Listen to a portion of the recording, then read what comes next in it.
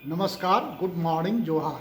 JCERT की डिजी school में आपका स्वागत है। पर्यावरण अध्ययन हमारी दुनिया कक्षा 5 पाठ संख्या 6 मुझे ताज़ा खाओ के भाग 2 के अंतर्गत हम लोग जानेंगे कि किसी भी खाद्य सामग्री को खरीदने से पहले हमें उसकी अच्छी तरह से जांच पड़ताल कर लेनी चाहिए कि वह ताज़ा है या नहीं। इसे समझने के लिए आइए शामिल होते हैं डिजी क्लास के अगले भाग में।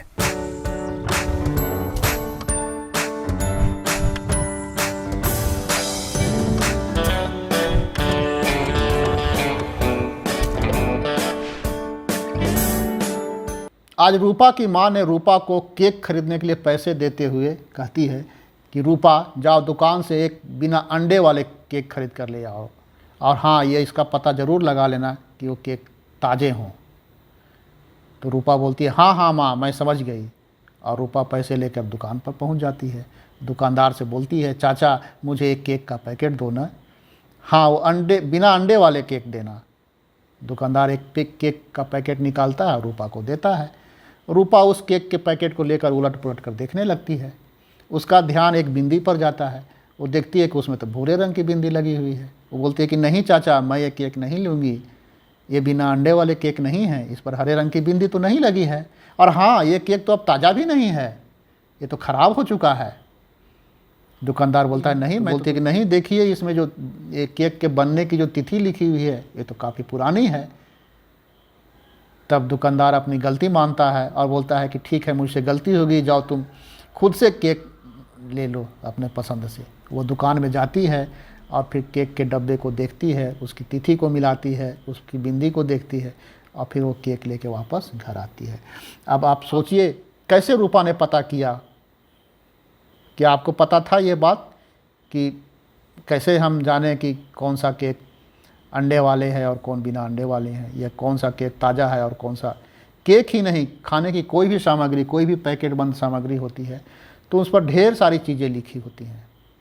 वो कब बनी है, वो कितने दिनों में ख़राब हो जाएगी। तो अभी आपने देखा कि रूपा किस तरह से दुकान पर ठगने से बच गई, और दुकानदार को भी पता चल गया कि बच्चों को बच्चे ही नहीं समझना चाहिए। अर्थात इसका मतलब है कि ऐसा बात नहीं है कि बच्चे नहीं जानते हैं।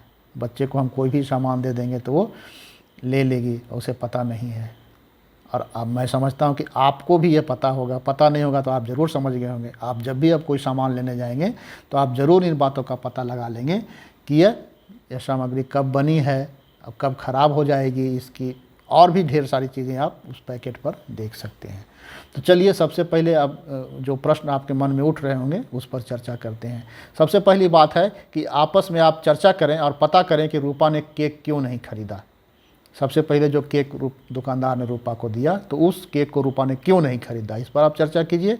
इसके बाद आप इस बात पर भी चर्चा कीजिए कि खाद्य सामग्रियों पर हरी, लाल तथा भूरी बिंदियाँ बनी होती हैं, उनका क्या अर्थ है। हरी बिंदी का क्या अर्थ है।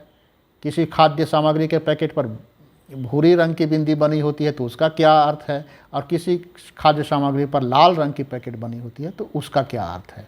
इसके बाद आप ये भी पता कीजिए कि खाद्य सामग्रियों पर कुछ तिथियां लिखी होती हैं, कुछ तिथि लिखी होती है, कुछ दिन लिखे होते हैं, तो उसका क्या अर्थ।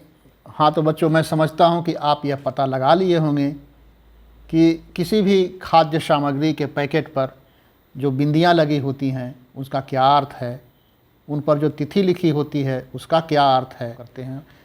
आइए अब कुछ क्रियाकलाप में हम लोग शामिल होते हैं। क्रियाकलाप इस तरह से है बच्चों कि आप कुछ खाद्य पदार्थों के रैपर जमा कीजिए और देखिए कि उस पर क्या क्या लिखा होता है।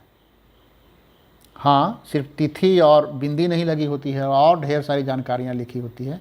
तो आपके घरों में या दुकान में या आस पड़ोस में कुछ जो खाद्य सामग्रियों के पैकेट होंगे उन्हें इकट्ठा कीजिए और प्रयास कीजिए उसको देखकर समझने का कि उनमें कौन कौन सी बातें लिखी हुई, कौन कौन सी जानकारी होती है।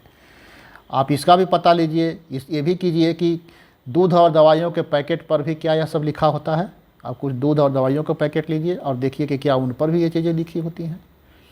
साथ साथ आप यह विचार कीजिए कि आप रूपा की जगह होते तो क्या करते। क्या आप भी इतनी जाँच पड़ताल करते। आपको भी अगर दुकानदार कोई पैकेट देता तो क्या आप उसको इतनी बारीकी से देखते। क्या अभी तक आप देखते आए हैं। अगर नहीं देखते आए हैं तो अब क्या आपकी विचार है, क्या विचार आपका बदला है कुछ, क्या अब आप जब कुछ सामान लेने दुकान पर जाएंगे तो आप किन किन चीज़ों को पता लगाएंगे। इसके साथ साथ आप ज़रा ये भी पता कीजिए कि पैकेट लौटाने पर दुकानदार ने क्या प्रतिक्रिया व्यक्त की होगी। जब रूपा ने कहा होगा कि नहीं चाचा मैं ये पैकेट नहीं ले सकती, ये तो अब ताज़ा नहीं रहे, तो दुकानदार को कैसा फील, क्या सोचा होगा। आप चाहें तो इस पर अभिनय भी कर सकते हैं।